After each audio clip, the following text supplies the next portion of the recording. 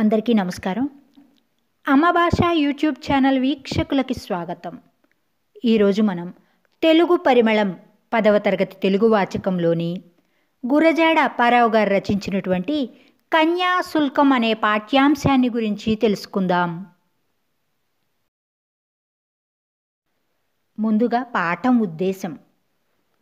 భారతదేశంలో ఆంగ్ల విద్యా విధానం అడుగిడుతున్న తొలి రోజుల్లో ఆనాటి సమాజంలో ఆంగ్ల విద్యను గురించి ప్రజలలో ఉన్న ఆలోచన ధోరణిని తెలియజెప్పడం, కొత్త కొత్త కొలువులు కావాలంటే ఆధునిక విద్యను అభ్యసించాల్సిందేనని వెంకమ్మ లాంటి సాధారణ గృహిణి ఆనాడే గ్రహించిందని చెప్పడం, సమాజంలోని దురాచారాలు, సంఘ సంస్కరణపై అవగాహన కల్పించి విద్యార్థులను చైతన్యపరచడం ఈ పాఠం ఉద్దేశం. మికాలే అనేటటువంటి ఆంగ్లేయ అధికారి ద్వారా మన భారతదేశంలోకి ఆధునిక విద్య లేదా ఆంగ్ల విద్య ప్రవేశపెట్టబడింది. ఇది మన భారతీయ సాంప్రదాయ విద్యపైన తీవ్రమైనటువంటి ప్రభావాన్ని చూపింది. కొత్త కొత్త ఉద్యోగాలు కావాలి అంటే ఈ ఆధునిక విద్యను తప్పనిసరిగా చదవాల్సిందే అని ప్రజలు అభిప్రాయపడ్డారు. అంటే కొత్త కొత్త కొలువులు లేదా ఉద్యోగాలు కావాలి అంటే ఆంగ్లాన్ని చదువుకోవాలి, ఆంగ్లం చదువుకుంటేనే కొత్త కొత్త ఉద్యోగాలు వస్తాయి అని వెంకమ్మ లాంటి సామాన్య ఇల్లాలు ఆ రోజుల్లోనే గ్రహించింది అని మీకు తెలియజెప్పడం, అంతేకాకుండా ఆనాటి సమాజంలోని దురాచారాల గురించి మీకు అవగాహన కల్పించడం. ఆనాటి కాలంలో కన్యాశుల్కం, బాల్య వివాహాలు, ఇంకా వేశ్యావృత్తి, వితంతువుల యొక్క దీనస్థితి, ఇలాంటి దురాచారాలు ఉండేవి. ఆ దురాచారాలన్నింటినీ మీకు తెలియజేస్తూ సంఘ సంస్కరణలపైన అవగాహనను మీకు కల్పించి మిమ్మల్ని చైతన్యపరచడమే ఈ పాఠ్యభాగం యొక్క ముఖ్యమైనటువంటి ఉద్దేశం. ఈ పాఠ్యభాగం యొక్క ప్రక్రియ, రచనా విధానం నాటకం. దశవిధ రూపకాల్లో నాటకమే ఉత్తమమైనదని సద్విమర్శకుల అభిప్రాయం. కావ్యేషు నాటకం రమ్యం అని మన అలంకారికులు చెప్పడాన్ని బట్టి ప్రక్రియలన్నింటిలోనూ నాటకమే గొప్పది అని చెప్పొచ్చు. సమస్త సాహితీ ప్రక్రియల సమాహారం నాటకం. ఇతర సాహిత్య ప్రక్రియల లక్షణాలు ఇందులో ఇమిడిపోయి ఉండడం వల్ల నాటక ప్రక్రియ అగ్రస్థానం పొందింది. నటుల చేత ప్రదర్శింపబడేది నాటకం. నాటకంలో 4 నుంచి 10 వరకు అంకాలుంటాయి. నాటకంలో సంభాషణలకి, అభినయానికి, నటుల హావభావ ప్రదర్శనకి అవకాశం ఉంటుంది. దీనిలో రసపోషణ ప్రేక్షకులను ఆకట్టుకునే విధంగా ఉంటుంది.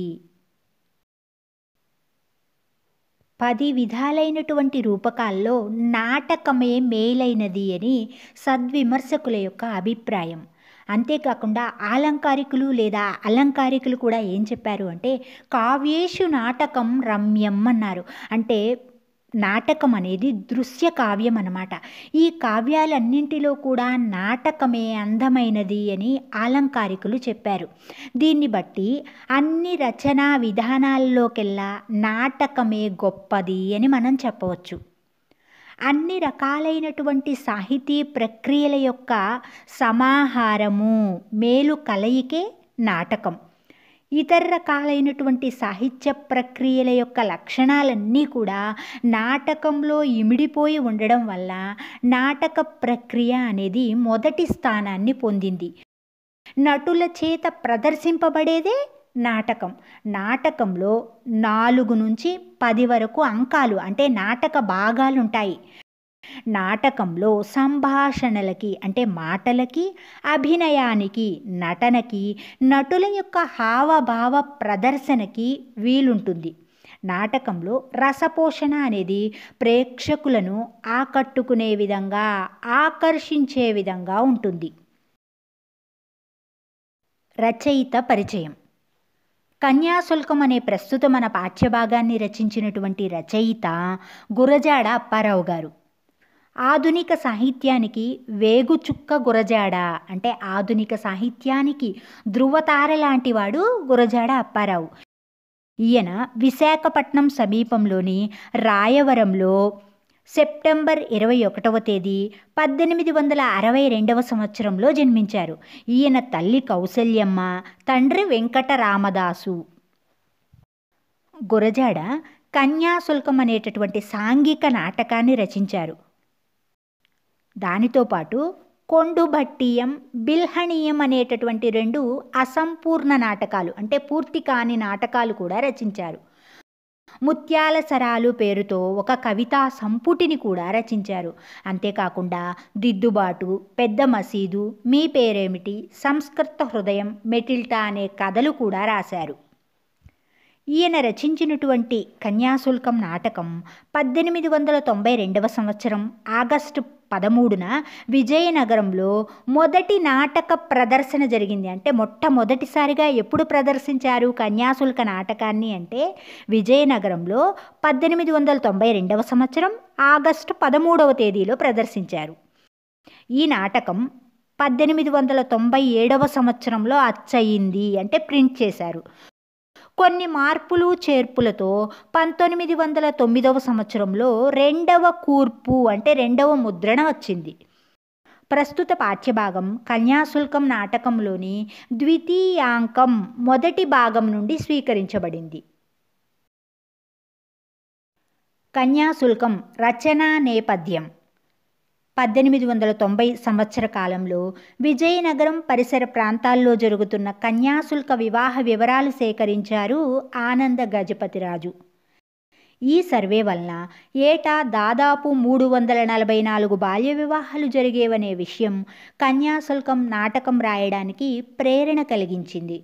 ఆనంద గజపతిరాజు సూచనతో తనను ఎంతో బాధించిన ఈ సామాజిక దురాచారాన్ని ఇతివృత్తంగా తీసుకుని జనరంజకమైన నాటకంగా రూపొందించి ప్రజలను చైతన్యం చేయాలి అనుకున్నారు గురజాడ. నిరక్షరాస్యులను సైతం ఆకట్టుకుని ఆలోచింపచేసే ప్రక్రియ నాటకం అని భావించారు. సామాజిక సమస్యల పరిష్కారం కోసం పుట్టిన నాటకం కన్యాశుల్కం.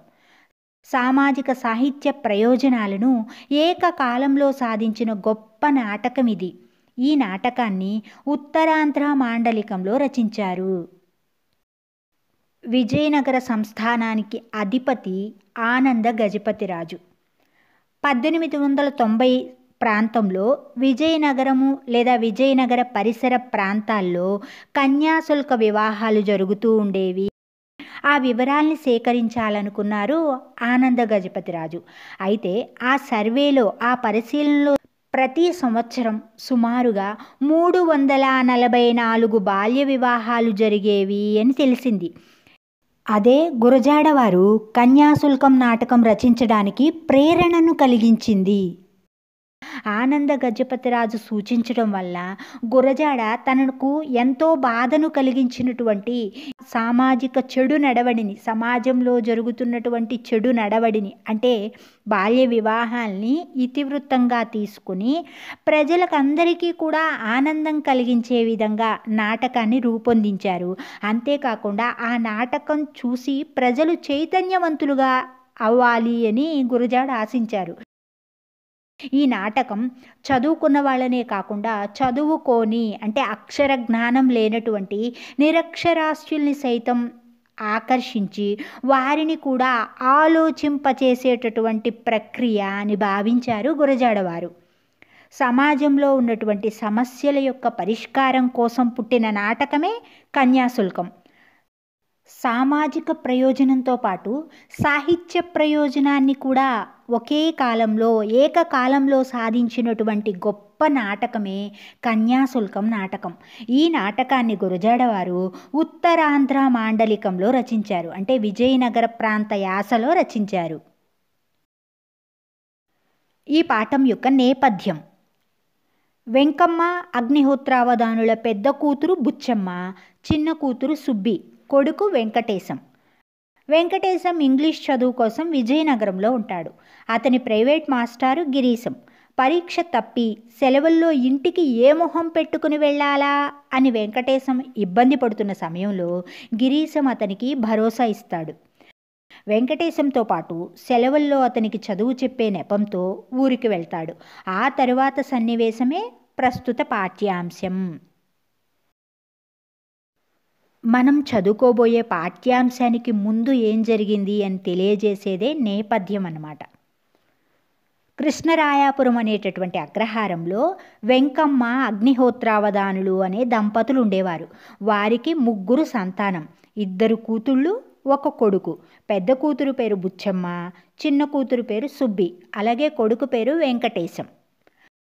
వెంకటేశాన్ని ఇంగ్లీష్ చదువులు చదివించాలి అని అనుకుంటుంది వెంకమ్మ. కాబట్టి ఇంగ్లీష్ చదువు కోసం విజయనగరం పంపుతుంది. విజయనగరంలో వెంకటేశానికి ప్రైవేట్ చెప్పే మాస్టారు పేరు గిరీశం. వెంకటేశం ఆ సంవత్సరం పరీక్ష ఫెయిల్ అవుతాడు, అంటే తప్పుతాడనమాట. అలా పరీక్ష తప్పి సెలవులకి ఇంటికి ఎలా వెళ్ళాలి, అతని మొహాన్ని తన తండ్రికి ఎలా చూపించాలి అని ఇబ్బంది పడుతున్నటువంటి సమయంలో గిరీశం అంటే ప్రైవేట్ మాస్టారు వెంకటేశానికి భరోసా ఇస్తాడు, అంటే హామీ ఇస్తాడు, నేనున్నాను కదా నీకెందుకు అని చెప్పి. అలా వెంకటేశంతో పాటుగా సెలవుల్లో అతనికి చదువు చెప్పేటటువంటి సాకుతో గిరీశం కూడా వెంకటేశంతో పాటు ఊరికి వెళ్తాడు. ఆ తర్వాత సన్నివేశమే ప్రస్తుత మన పాఠ్యాంశం.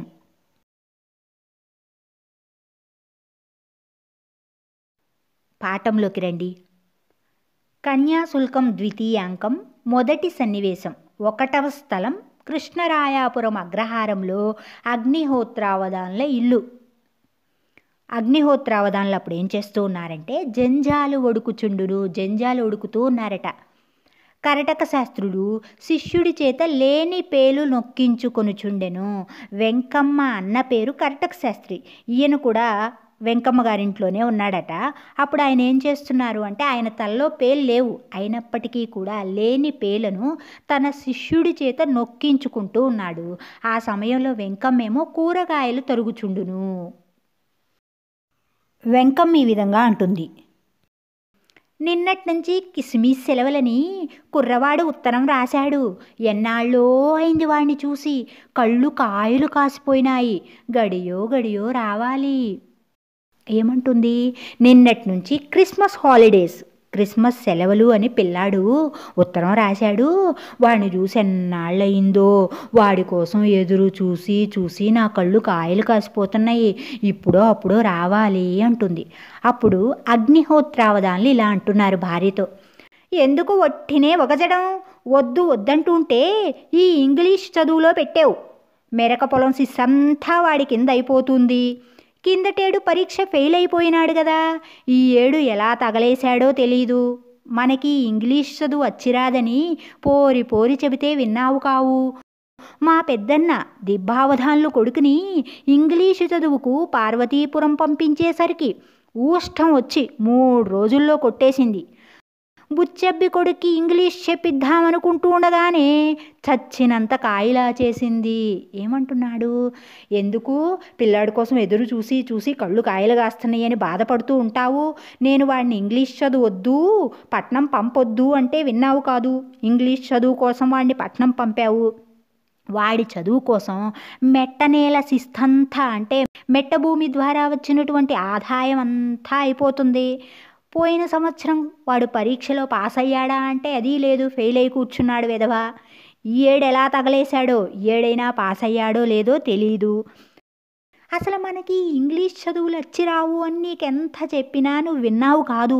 మా పెద్దన్న దిబ్బావధానులు తెలుసు కదా నీకు, ఆయన కొడుకుని ఇంగ్లీష్ చదువు కోసం అని చెప్పి పార్వతీపురం పంపించాడు.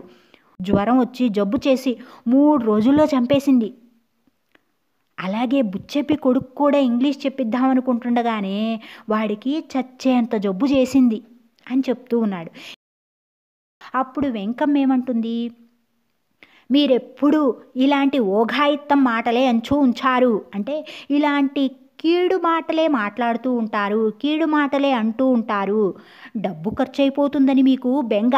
మొన్న మన కళ్ళెదుట మన వాకిట్లో జుత్తు విరబోసుకుని గొట్టికాయలాడిన నేమాని వారి కుర్రాడికి మునసబీ అయింది కాదు అంటుంది.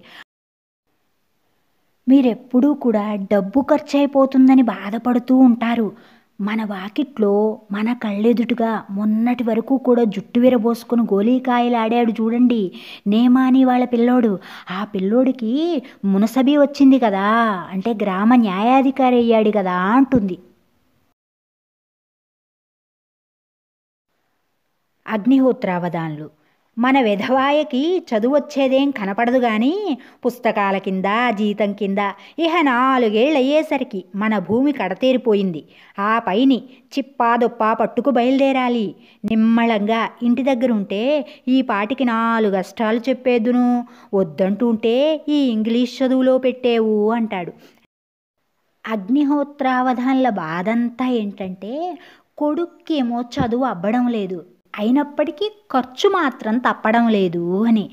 ఈ వెధవకి చదువు రాకపోగా జీతం కిందని ఖర్చుల కింద అని ఇంకో 4 సంవత్సరాలు అయ్యేసరికి మన భూమి అంతా కూడా కడతేరిపోతుంది, సమాప్తమైపోతుంది.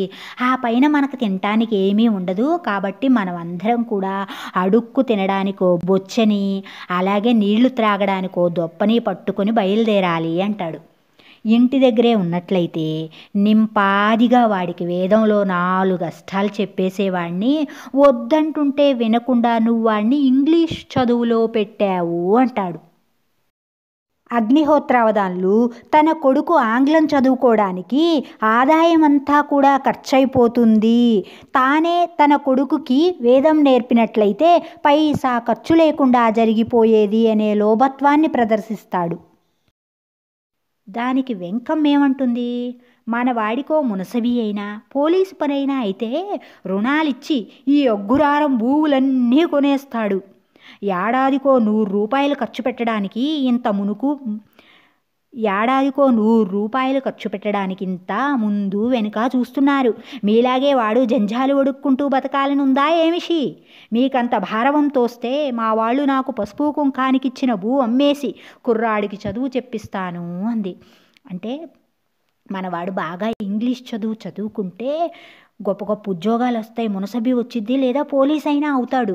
అప్పుడు జీతం వస్తుంది కదా, ఆ జీతం డబ్బులతో మన అగ్గురారంలో వాళ్ళకి, అంటే మన అగ్రహారంలో నివసించే వాళ్ళకి అప్పులు ఇస్తాడు. అప్పులిచ్చి ఈ అగ్రహారం భూములన్నీ కూడా కొనేస్తాడు.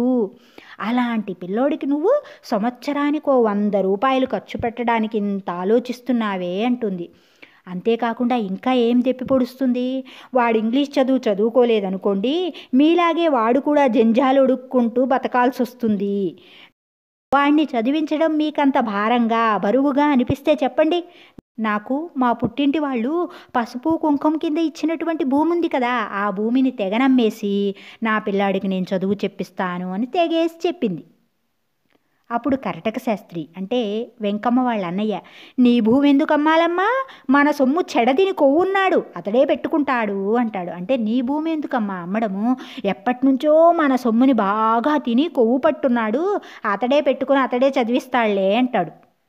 అప్పుడు అగ్నిహోత్రావధాన్లు, అయితే నన్ను ఆక్షేపణ చేస్తావషే, ఈ మారంటే నీ అన్న ఉన్నాడని ఊరుకునేది లేదు అంటాడు. అంటే అయితే ఏంటి, ఇప్పుడు నన్ను హేళన చేస్తావా, నిందిస్తావా, నా మీదే విసురులు చూపిస్తావా? ఈసారికి నీ అన్న ఉన్నాడు కాబట్టి వదిలేస్తున్నాను, ఇంకోసారి ఇలా అన్నామనుకో నీ అన్న ఉన్నా కూడా ఊరుకోను అని చెబుతాడు. అప్పుడు అక్కడికి గిరీశము వెంకటేశము వస్తారు.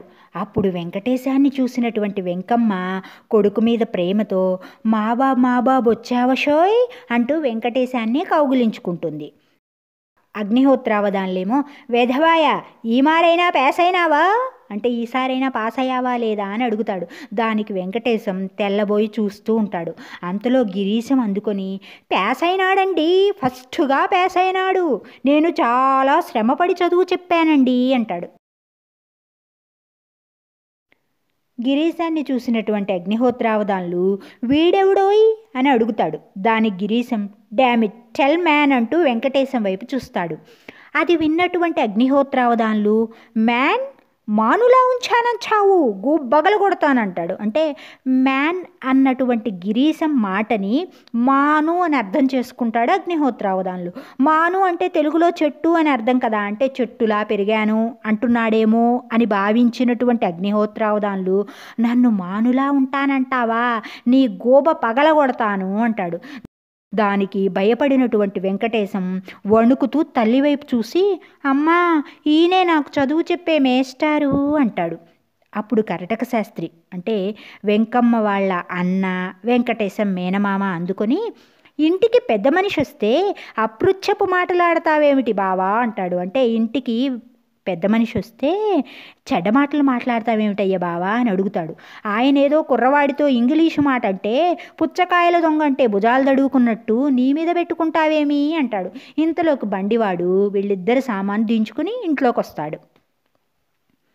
గిరీశం కర్టక శాస్త్రితో ఈ విధంగా అంటాడు. తమ బావగారా అగ్నిహోత్రావధానులు గారు, నన్ను తమరు ఎరక్కపోవచ్చును గాని డిప్టీ కలెక్టర్ గారింటికి తమరు వచ్చేటప్పుడు నేను వారి పిల్లలకి చదువు చెబుతూ ఉండేవాణ్ణి. డిప్టీ కలెక్టర్ గారు తమరిని ఏం మెచ్చుకునేవారనుకుంటారు అంటాడు. అంటే కర్టక శాస్త్రితో ఏమంటాడంటే గిరీశము, మీరు డిప్యూటీ కలెక్టర్ గారింటికి వచ్చేవారు కదా, అప్పుడు నేను మిమ్మల్ని చూశానండి. మీకు నేను తెలియకపోవచ్చు కానీ నాకు మీరు తెలుసు. డిప్యూటీ కలెక్టర్ గారు తమల్ని ఎప్పుడూ కూడా మెచ్చుకుంటూ ఉండేవారు, పొగుడుతూ ఉండేవారు అంటాడు. గిరీశం మాటలకు కర్టక శాస్త్రి, అవును, మీ ముఖం చూసిన జ్ఞాపకం ఉంది. డిప్టీ కలెక్టర్ గారు మాదొడ్డ ప్రభువు అంటాడు. అంటే అవునయ్యా, నీ ముఖాన్ని నేను ఎక్కడో చూసిన గుర్తొస్తుంది. అయితే డిప్యూటీ కలెక్టర్ గారి ఇంట్లోనే చూసుంటానేమోలే. డిప్యూటీ కలెక్టర్ గారు మా గొప్ప ప్రభువు అంటాడు. ఆ రోజుల్లో చిన్న చితక ఉద్యోగాలు మనకిచ్చినప్పటికీ కూడా పెద్ద స్థాయి ఉద్యోగాలు అధికార హోదాలో ఆంగ్లేయులే ఉండేవారు. ఇంకా గిరీశం ఈ విధంగా అంటున్నాడు. మీలాంటి చెప్పన్న భాషలు వచ్చిన మనిషి ఎక్కడా లేడని, సంస్కృతం మంచినీళ్ల ప్రవాహంలా తమను మాట్లాడతారని, తమలాంటి విదూషకుణ్ణి ఎక్కడా చూడలేదని డిప్టీ కలెక్టర్ గారు సెలవిస్తుండేవారు. కవితారసం ఆయల్లా గ్రహించేవారేరి. నా కవిత్వం అంటే ఆయన చెవి కోసుకుంటారు. మహారాజా వారి దర్శనం కూడా నాకు చేయించారండి అంటాడు. డిప్యూటీ కలెక్టర్ గారు కర్టక శాస్త్రి లాంటి 56 భాషలు వచ్చిన మనిషి ఎక్కడా లేడని, ఆయన సంస్కృతాన్ని చాలా సులభంగా మాట్లాడేవారని, ఆయన లాంటి గొప్ప పండితుణ్ణి ఎక్కడా చూడలేదని ఎప్పుడూ చెప్తూ ఉండేవారట. కవితా రసాన్ని డిప్యూటీ కలెక్టర్లా గ్రహించేవారు ఎవరూ లేరని, గిరీశం కవిత్వం అంటే డిప్యూటీ కలెక్టర్ చాలా ఆసక్తితో వినేవారని, అంతేకాకుండా గిరీశాన్ని మహారాజా వారి దగ్గరకు కూడా తీసుకువెళ్ళారని బడాయి మాటలు చెప్తున్నాడు. అగ్నిహోత్రావధాన్లు ధుమధుమలాడుతూ అంటే కోపగించుకుంటూ, ఈ శషబిషలు నాకేం పనికిరావు. ఇతడి వైఖరి చూస్తే ఇక్కడే బస వేసేటట్టు బలపడుతుంది. మా ఇంట్లో భోజనం ఎంత మాత్రం వీలు పడదు అంటాడు. అంటే గిరీశం వైఖరి, గిరీశం చెప్పే గొప్పలు చూస్తూ ఉంటే, అతడి ప్రవర్తన చూస్తే ఇక్కడే తిష్ట వేసేటట్టు, ఇక్కడే నివాసం ఉండేటట్లుగా అనిపిస్తుంది. అతనికి మా ఇంట్లో భోజనం పెట్టడానికి ఎంత మాత్రం వీలు పడదు అని ఖరాఖండిగా చెప్తాడు. అప్పుడు వెంకమ్మ కలుగజేసుకుని, ఆయన మాటలు గణించుకు బాబు, ఆయన మోస్తరది. మీ దయ వలన మా వాడికో ముక్కబ్బితే మీ మేలు మరిచిపోమంటుంది. అంటే ఆయన మాటలేం పట్టించుకోకయ్యా, ఆయన పద్ధతి అలాంటిదే. మీ దయ వల్ల మా వాడికి చదువు బాగా వస్తే మీరు చేసిన మేలుని నేను ఎప్పటికీ గుర్తుంచుకుంటాను అంటుంది. గిరీశం, అందుకు అభ్యంతరం ఏమిటమ్మా? మీ వాడు సెలవుల్లో చదువు చెప్పమని ఎంతో బతిమాలుకుంటే, పోనీ పనికొచ్చే కుర్రవాడు కదా అని వచ్చాను కానీ పట్నంలో మునసబు గారింట భోజనం చేయదని వచ్చానా, వారిచ్చే డబ్బు చేయదని వచ్చానా అమ్మా అంటాడు. అంటే మీకు అందులో డౌట్ ఏం లేదు, నేను మీ అబ్బాయికి చదువు చెప్తాను. మీ వాడు బాగా చదువుకొని భవిష్యత్తులో మంచి పొజిషన్కి వస్తాడు, పనికొస్తాడు అనే ఉద్దేశంతోనే నేను మీ ఇంటికి వచ్చాను. లేకపోతే పట్నంలో మునసబు గారింట్లో ఉంటే ఆయన నాకు ముప్పొద్దులా భోజనం పెట్టడమే కాకుండా జీతం కూడా ఇచ్చేవాడు అని చెప్తాడు. అప్పుడు వెంకమ్మ, ఈ చదువుల కోసమని పిల్లల్ని వదులుకొని ఉండడం, వాడు పరాయి ఊళ్ళో శ్రమదమాలు పడుతూ ఉండడం నా ప్రాణాలు ఎప్పుడూ అక్కడే ఉంచాయి. డబ్బంటే ఎన్నడూ వెనక చూడలేదు కదా. మేం కనడం మట్టుకు కన్నాం, మీరే వాడికి తల్లి తండ్రిని. ఎలా కడుపులో పెట్టుకు చెబుతారో మీదే భారం అంటుంది.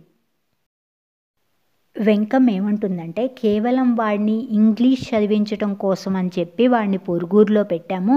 పాపం పిల్లవాడు ఎంతో కష్టపడుతున్నాడు. వాడి బాధ్యత అంతా కూడా మీదే. కడుపులో పెట్టుకు చదువు చెప్పండి అంటుంది. చాలా శ్రద్ధగా చదువు చెప్పండి. అంతేకాకుండా వాడి బాగోగులు కూడా మీరే చూడండి. వాడి బాధ్యత మీదే అంటుంది. గిరీశం, తమరెంత దూరం సెలవియాలమ్మా? నా మంచి చెడ్డలు మీ కుర్రవాడిని అడిగితే తెలుస్తుంది. మునసబు గారు, డిప్టీ కలెక్టర్ గారు ఎన్నిక చేసిన మనిషిని. నా మాట నేను చెప్పుకోవాలా? ఇంతెందుకు, ఇక 3 ఏళ్ళు నా తర్ఫీదులో ఉంచితే క్రిమినల్లో వరుసగా పోలీసు పరీక్ష పాస్ చేయిస్తాను అంటాడు.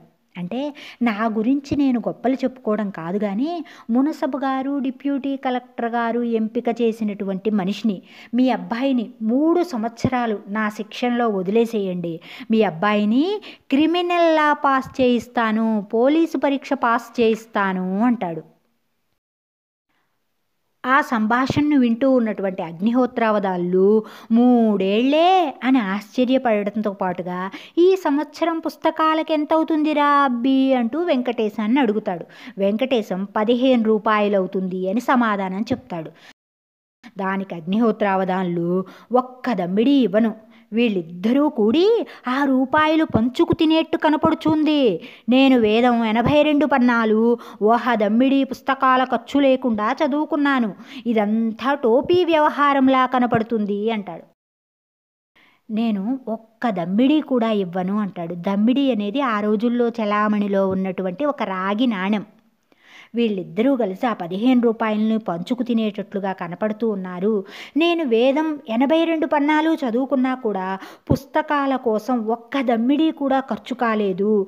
వీళ్ళిద్దరినీ చూస్తుంటే ఏదో మోసం చేస్తున్నట్లుగా వంచన వ్యవహారంలా కనపడుతూ ఉంది అంటాడు. కరటక శాస్త్రి నవ్వుతూ, కోట్లకి విలువైన మాట అన్నావు బావా అంటాడు. దానికి గిరీశం కరటక శాస్త్రితో, చూచారండి, జెంటిల్మేను అనగా పెద్ద మనిషిని ఎలా అంటున్నారో. నేను ఇక్కడ ఉండడం భావ్యం కాదు, సెలవు పుచ్చుకుంటాను అంటాడు. అంటే ఇక్కడ నేను ఇక ఉండలేనయ్యా, వెళ్ళిపోతాను అంటాడు. దానికి వెంకమ్మ, చాలు చాలు, బాగానే ఉంది, ఇంటికి ఎవరొచ్చినా నాకిదే భయం, ఆయన మాటలకు ఎక్కడికి బాబు, వెళ్ళిపోకండి అంటుంది. కరటక శాస్త్రి, అగ్నిహోత్రావధాన్లు, కుర్రవాడికి రవ్వంత చదువు చెప్పించడానికి ఇంత ముందు వెనుక చూస్తున్నావు, బుచ్చమ్మ నమ్మిన 1500 రూపాయలేం చేశావు అని అడుగుతాడు. బుచ్చమ్మ అగ్నిహోత్రావధాన్ల యొక్క పెద్ద కూతురు. ఆ అమ్మాయికి బాల్య వివాహం చేస్తారు. కన్యాశుల్కంగా 1500 రూపాయలు తీసుకుంటాడు అగ్నిహోత్రావధాన్లు. వరుడి తరపు వాళ్ళు వధువుకిచ్చేటటువంటి రొక్కాన్ని కన్యాశుల్కం అంటారు. మరి బుచ్చమ్మ నమ్మిన 1500 రూపాయలు ఏం చేశావు అని కరటక శాస్త్రి అనగానే గిరీశం, సెల్లింగ్ గర్ల్స్ డామిట్ అంటాడు. అంటే ఆడపిల్లల్ని నమ్ముతున్నారా, డామిట్ అంటాడు అనమాట. అంతలో అగ్నిహోత్రావధాన్లు, ప్రతి వాడు అమ్మామంచు ఉంచాడు, కూరగాయల షోయ్ అమ్మడానికి 6 రూపాయలు పుచ్చుకోకపోతే మొగుడు చచ్చాడు కదా, దాని గతి ఏమయ్యుండును అంటాడు. ప్రతి వాళ్ళు కూడా అమ్మాను అంటూ ఉంటారే, అదేమన్నా కూరగాయ నేను అమ్మడానికి? ఆ డబ్బు తీసుకోకపోతే మొగుడు చనిపోయాడు కదా, దాని గతి ఏమైపోతుంది అంటాడు అగ్నిహోత్రావధాన్లు. దానికి కరటక శాస్త్రి, చచ్చాడంటే వాడిదా తప్పు, మంచం మించి దించేయడానికి సిద్ధంగా ఉన్నవాడికి కట్టావు అంటాడు.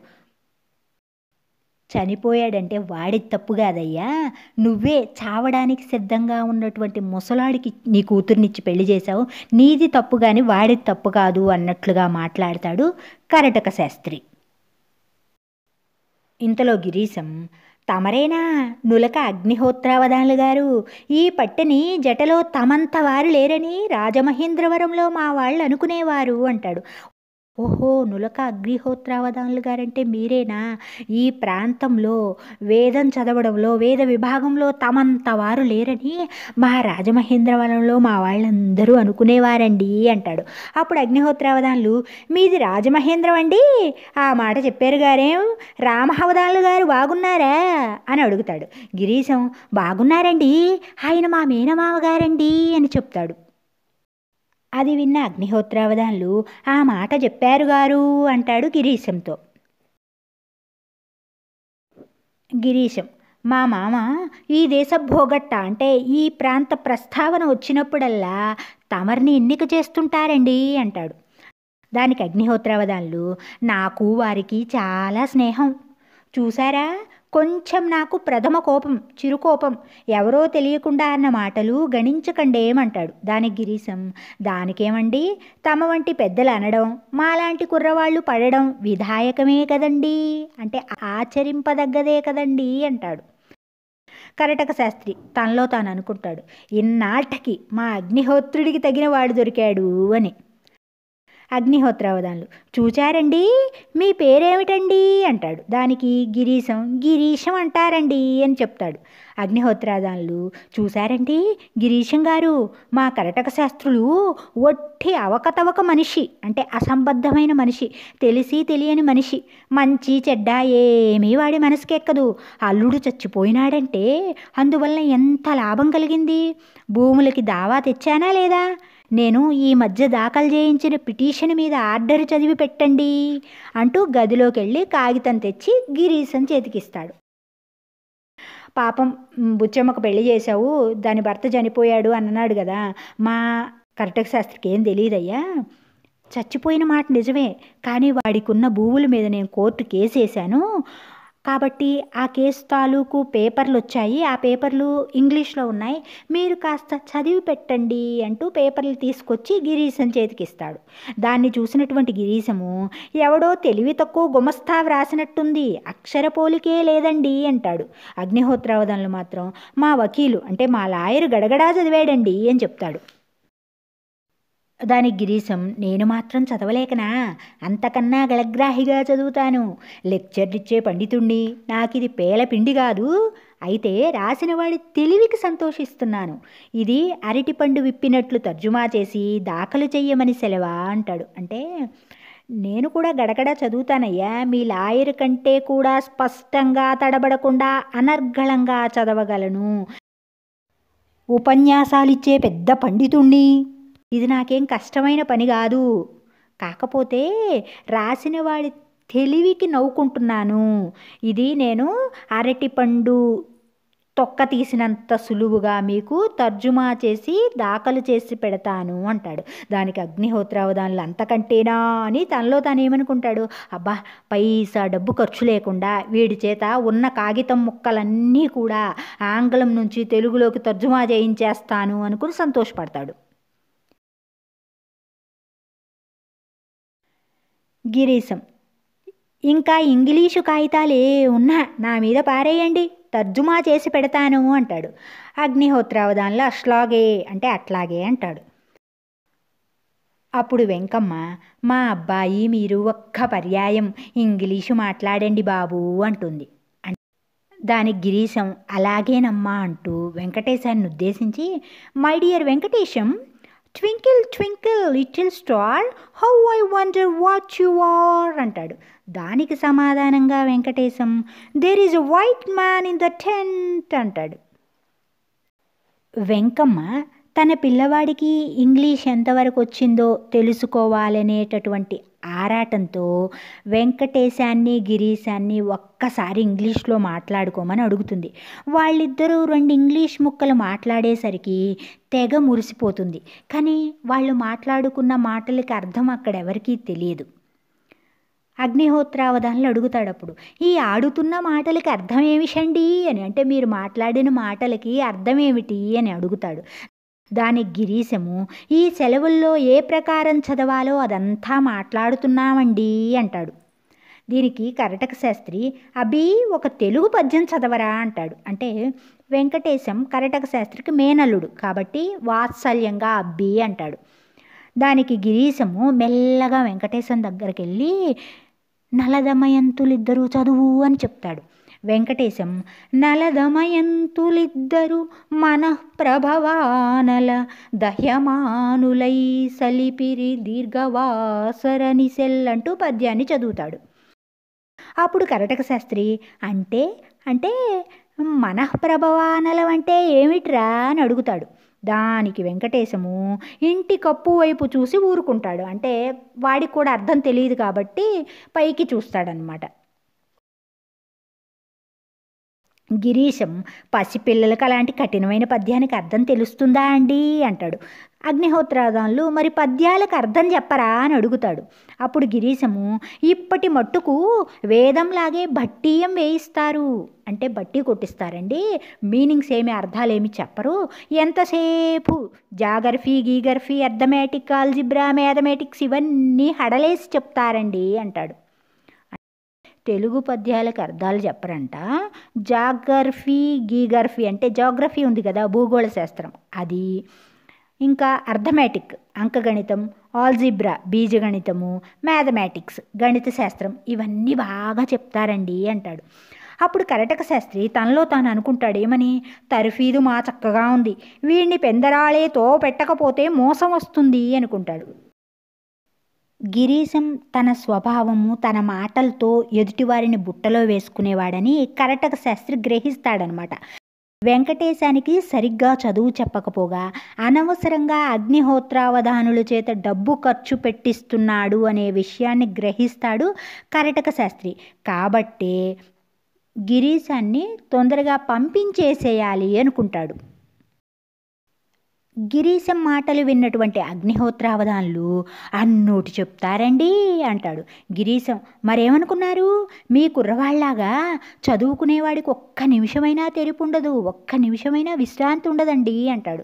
దానికి అగ్నిహోత్రావధానులు, అదుగో చదువంటే అట్లాగే చదువుకోవాలి, గొట్టికాయలు ఆడకుండా మా వాడిని కాయిదా చేస్తే ఎంత చదువైనా వస్తుంది అంటాడు. అంటే చదువు అంటే పిల్లలు విశ్రాంతి లేకుండా చక్కగా చదువుకోవాలి, అలాగే చదువుకోవాలి, గోలీకాయలు ఆడకుండా మా వాడిని కానీ కట్టడి చేశారంటే ఎంత చదువైనా చదివేస్తాడండి మా వాడు అని చెప్తాడు. దానికి గిరీశము, నా దగ్గర గొట్టికాయలు గిట్టికాయలు పనికిరావండి, పుస్తకం చేతబడితే వేళ్ళకి పుస్తకం అంటుకుపోవాలి, అలా చదివిస్తానండి అంటాడు. గిరీశం మాటలు విన్నటువంటి అగ్నిహోత్రావధానులు, అలాగే చేస్తే మా వాడికి చదువొచ్చి అన్ని పరీక్షలు పాస్ అవుతాడండి, మా వాడికి డబ్బు ఖర్చు లేకుండా పెళ్ళయ్యే సాధనం కూడా తటస్థించింది అంటాడు. మొత్తానికి అగ్నిహోత్రావధానులు తన కొడుకుకి పెళ్లి చేయాలి అనుకుంటాడు. అయితే పైసా ఖర్చు తన చేతిలో నుంచి పెట్టకుండా పెళ్ళయ్యేటటువంటి ఉపాయం తటస్థించింది అంటాడు. దానికి వెంకమ్మ, మీ నైజం కొద్దీ చిర్రు కొర్రు మంచారు గాని మీకు మాత్రం అబ్బి మీద ప్రేమ లేదా ఏవిషి? పట్టంలో గొట్టాలం వచ్చినప్పుడు ఎంతో బెంగబెట్టుకొని అబ్బిని సెలవర్జీ రాసి వెళ్ళిపోరమ్మన్నారు గారా అంటుంది. మీ స్వభావం కొద్దీ మీరు కోప్పడతారే కానీ మీకు మాత్రం మన కొడుకు మీద ప్రేమ లేదా ఏమిటి? మీకు జబ్బు చేసినప్పుడు వాడు పట్నంలో ఉంటే సెలవర్జీ రాసి రమ్మని చెప్పారు కదా, వాడి మీద మీరు బెంగ పెట్టుకున్నారు కదా, ఇదంతా వాడి మీద ప్రేమతోనేగా. చదువు చెప్పించక పెళ్లి చెయ్యక తీరుతుందా ఏమిటి అంటదన్నమాట. కరటక శాస్త్రి, డబ్బు ఖర్చు లేకుండా కొడుక్కి పెళ్లి చేస్తావుటోయ్ బావా, ఆడపిల్లల్ని నమ్మినట్టే అనుకున్నావా ఏమిషి? 1500 పోస్తేనే కానీ అబ్బికి పిల్లనివ్వరు అంటాడు. అంటే వెంకటేశం ఏమన్నా ఆడపిల్ల అనుకున్నావా, దాన్ని నమ్మేసి పెళ్లి చేద్దాం అనుకోవటానికి, వాడు మగపిల్లగాడు, వాడికి కన్యాశుల్కంగా కనీసం 1500 ఇస్తే కానీ వాడికి ఎవరో పిల్లనివ్వరు అంటాడు.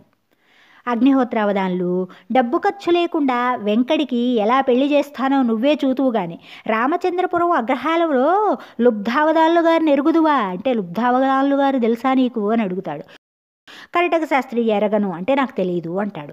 అగ్నిహోత్రావధానులు, ఆయన లక్షాధికారి, 1800కి సుబ్బిని అడగొచ్చారు, ఉభయ ఖర్చులు పెడతారషా, పెళ్ళి మా వైభవంగా చేస్తారట, మనం పిల్లని తీసుకెళ్ళి వాళ్ళింటే పెళ్లి చేయడం మనకి తట్టుబడి అట్టే ఉండదు, 1800 పెట్టి వెంకడికి పెళ్లి చేస్తాను అంటాడు. అంటే ఈయన మాస్టర్ ప్లాన్ ఏంటి, కూతురికి పెళ్లి చేసి కన్యాశుల్కం తీసుకొని ఆ డబ్బుతో కొడుక్కి పెళ్లి చేయాలన్నమాట. లుబ్ధావధానులని ఆయన ఉన్నారట, ఆయన లక్షాధికారట, ఆయన 1800 ఇచ్చి సుబ్బిని పెళ్లి చేసుకుంటా అన్నారట. ఇద్దరి ఖర్చులు, ఉభయ ఖర్చులు అంటే పెళ్లి కొడుకు తరపు ఖర్చు, పెళ్లి కూతురు తరపు ఖర్చు, 2 ఖర్చులు కూడా ఆయనే భరిస్తానన్నారంట. పెళ్ళిని చాలా వైభవంగా గ్రాండ్గా చేస్తారట.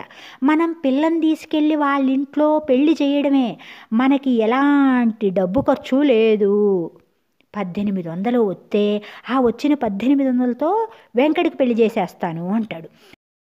అప్పుడు వెంకమ్మ ఆత్రంగా ఏమడుగుతుందో తెలుసా, పెళ్లి కొడుకు ఎన్నేళ్ళు అంటుంది. అగ్నిహోత్రావధాన్లు ఎన్నేళ్ళైతేనేమి 45 అంటాడు. అప్పుడు గిరీశం అందుకొని లుబ్ధావధాన్లు మా పెద్దల్ని కొడుకండి, తమతో సంబంధం అంటే నాకు సంతోషమే కానండి, ఆయనకి 60 ఏళ్ళు దాటాయండి అంటాడు. అది విన్నటువంటి కర్ణక శాస్త్రి, బావా ఈ సంబంధం చేస్తే నీ కొంపకు అగ్గెట్టేస్తాను అంటాడు. అంటే బావా ఈ సంబంధం వద్దు, ఈ సంబంధంగా నువ్వు చేసావంటే నీ ఇల్లు తగలబెట్టేస్తాను అంటాడు. మాటలకి అగ్నిహోత్రావధాన్లు ఏమంటాడో చూడండి. ప్రతి వాడు తిండిపోతుల్లాగా నా ఇంట చేరి నన్ననేవాళ్లే, తాంబూలం ఇచ్చేశాను ఇహ తన్నుకు చావండి అంటూ లోపలికి వెళ్ళిపోతాడనమాట. అంటే అందరూ కూడా నా ఇంట్లో నా తిండి తింటూ నాకు వ్యతిరేకంగా మాట్లాడేవాళ్ళేను, నేను వాళ్ళకు ఆకు ఒక్క తాంబూలం ఇచ్చేసా అంటే వివాహం నిర్ణయం చేసేశాను, అది ఖాయం, ఇక తర్వాత రెండో ఆలోచన లేదు అని నిక్కచ్చిగా చెప్పి అక్కడి నుంచి వెళ్ళిపోతాడు. వెంకమ్మ, అన్నయ్య ఈ సంబంధం చేస్తే నేను నుయ్యో గొయ్యో చూసుకుంటాను, పెద్దదాన్ని రొమ్ము మీద కుంపట్లాగా భరిస్తూనే ఉన్నాం, నేను బతికి బాగుండాలంటే ఈ సంబంధం తప్పిచ్చు అంటుంది. అంటే వెంకమ్మ అన్న పేరు కర్ణక శాస్త్రి కదా, కర్ణక శాస్త్రితో ఈ విధంగా అంటుంది.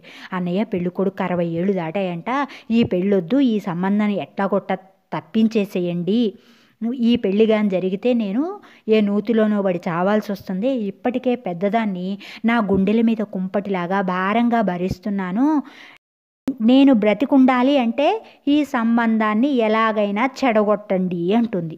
దానికి కర్ణక శాస్త్రి, గట్టి అసాధ్యం తెచ్చిపెట్టావే, ఏమీ పాలుపోకుండా ఉంది, అంటే ఏం చెయ్యాలో నాకేం అర్థం కావట్లేదు, ఏమీ తోచడం లేదు అంటాడు. గిరీశం, అమ్మా మీరెందుకలా విచారిస్తారు, అవధాన్లు గారు సావకాశంగా ఉన్నప్పుడు అంటే నిదానంగా నింపాదిగా ఉన్నప్పుడు లెక్చర్ ఇచ్చి మనసు మళ్ళిస్తాను అంటాడు. దానికి వెంకమ్మ, బాబు అతడు మీ మేనత్త కొడుకైతే మీ కాళ్ళు పట్టుకుంటాను, మీరెళ్ళి ఆయన మనస్సు మళ్ళిస్తురు, నా చర్మం చెప్పులు కుట్టిస్తాను అంటుంది. ఎట్లాగైనా సరే ఈ సంబంధము చెడిపోవాలయ్యా, నీ చుట్టమే నీ బంధువే అంటున్నావు కాబట్టి ఎలాగైనా సరే ఆయన దగ్గరికి వెళ్ళి ఆయన మనస్సు మార్చి నాకు ఈ పెళ్ళొద్దని చెప్పించయ్యా, ఆ పనిగాని చేస్తే నేను నీ మేలు ఈ జన్మలో మరిచిపోను అంటుంది. కర్ణక శాస్త్రి, అమ్మీ నేను ఉపాయం చెబుతాను ఇలారా అంటాడు.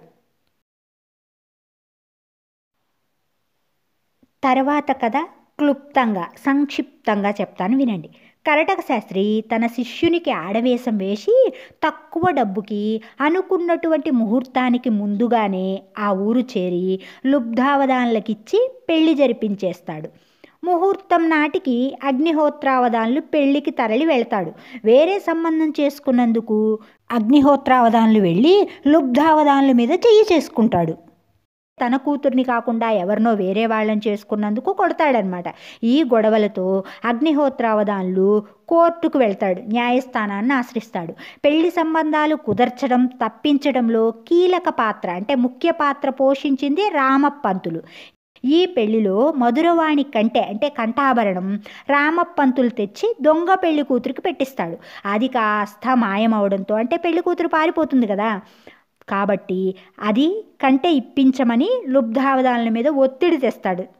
నేను కంటె పెళ్లి కూతురుకు పెట్టాను కదా, మీరు పెట్టినట్టుగా అది నాకు ఇప్పించండి అని ఒత్తిడి తెస్తాడు. అతడు తనకేమీ తెలియదు అని చేతులు ఎత్తేస్తాడు. కంటె తెస్తే తప్ప రామప్పంతుల్నింటికి రానివ్వను అంటుంది మధురవాణి. ఈ పెళ్లి వలన ఏమీ లాభం లేదు సరికదా, తిరిగి నష్టం వచ్చినందుకు రామప్పంతులు పోలీసుల సాయంతో లుబ్ధావధాన్ల మీద కేసు పెట్టిస్తాడు. అందరూ కోర్టుల చుట్టూ తిరుగుతారు. అక్కడ సౌజన్యారావు పంతులు అనే సంస్కర్త సాయంతో అంటే ఈ సౌజన్యారావు పంతులు పేరుకు తగ్గట్టే మంచి వ్యక్తి, లాయర్ అనమాట. ఈయన సహాయంతో మధురవాణి మంచితనము చాకచక్యంతో కేసులన్నీ వీడిపోతాయి. సమకాలీన సమాజంలో దురాచారాల్ని విమర్శిస్తూ మరెన్నో జీవిత సత్యాల్ని రచయిత గురజాడ అప్పారావు ఈ నాటకంలో ప్రదర్శించారు. పాఠం విన్నారు కదా. ఈ నాటకం ద్వారా గురజాడ అప్పారావు గారు ఏం తెలియజేయాలి అనుకున్నారంటే బాల్య వివాహాల వల్ల కలిగేటటువంటి చెడ్డ పరిణామాల గురించి సమాజానికి తెలియచెప్పాలనుకున్నారు. ఆ కాలంలో ఆడపిల్లల తల్లిదండ్రులు చాలామంది కన్యాశుల్కానికి ఆశపడి తమ పిల్లల్ని ముసలి వాళ్ళకిచ్చి పెళ్ళిళ్ళు చేసేవాళ్ళు. ఆ ముసలి భర్తలు కొన్ని రోజుల్లోనే మరణిస్తే ఆడపిల్లలు బాల వితంతువులుగా మిగిలిపోయేవారు. సమాజంలో వాళ్ళు చాలా హీనమైనటువంటి పరిస్థితిని ఎదుర్కొనేవారు. అప్పుడప్పుడే భారతదేశంలో అడుగు పెడుతున్నటువంటి ఆంగ్ల విద్య సమాజం పైన చూపిస్తున్నటువంటి ప్రభావాన్ని గురించి కూడా తెలియజేయాలనుకున్నారు. సామాన్య స్త్రీలు కూడా ఆంగ్ల విద్యకు ఎంతలా ప్రభావితం అయ్యారు అనే విషయాన్ని వెంకమ్మ పాత్ర ద్వారా చూపించారు. ఆంగ్ల విద్య నేర్పే పేరుతో సామాన్య ప్రజల్ని ఎలా మోసం చేసేవారు అనే విషయాన్ని గిరీశం పాత్ర ద్వారా తెలియజేశారు. సరైనటువంటి గురువు దొరక్కపోయినా, విద్యార్థికి ఆసక్తి లేకపోయినా చదువు అబ్బదు అనే విషయాన్ని గిరీశం, వెంకటేశం పాత్రల ద్వారా నిరూపించారు గురజాడవారు. బాల వితంతువైన బుచ్చమ్మను లేవదీసుకుపోవడానికి పన్నాగం వేస్తాడు గిరీశం. దీని ద్వారా చెడు వ్యసనాలు కలిగిన వ్యక్తిని ఇంటికి రానిస్తే ఆపదలు కొని తెచ్చుకోవాల్సి వస్తుంది అనే విషయాన్ని గురజాడవారు చెప్పదలుచుకున్నారు. గురజాడవారు తాను చెప్పదలుచుకున్న విషయాలన్నింటినీ కన్యాశుల్కం నాటకం ద్వారా తెలియజేస్తూ ప్రజలకు ఆనందంతో పాటుగా ఆలోచనను కలిగించి వారిలో చైతన్యాన్ని మేల్కొల్పారు. ఇంతటితో కన్యాశుల్కం పాఠం సమాప్తం. మరో వీడియోతో మళ్ళీ కలుద్దాం. ధన్యవాదాలు.